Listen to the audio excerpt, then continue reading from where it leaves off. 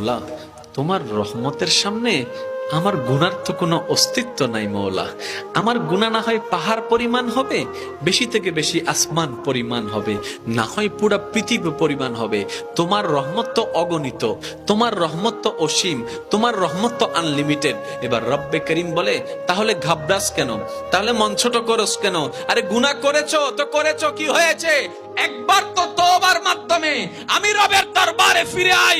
মৌলা, ফিরে আসতে পারবো তো? দরজা কি খোলা আছে? রব্বে করিম বলে, মরণের আগ পর্যন্ত, কিয়ামতের আগ পর্যন্ত, সূর্য পশ্চিম আকাশে ওঠার আগ পর্যন্ত দরজা খোলা আছে, দরজা খোলা আছে, দরজা খোলা আছে। এবার বান্দা বলে, মৌলা 24টা ঘন্টার কোন টাইমে আসলে সেই দরজা খোলা পাবো? রব্বে করিম বলে, আরে ব্যাংকের দরজা খোলা থাকে নির্দিষ্ট সময়ে, অফিস আদালতের দরজা খোলা থাকে নির্দিষ্ট সময়ে, এমনকি ঘরের দরজাও খোলা থাকে নির্দিষ্ট সময়ে, এর বাইরে যায় না। কিন্তু তোর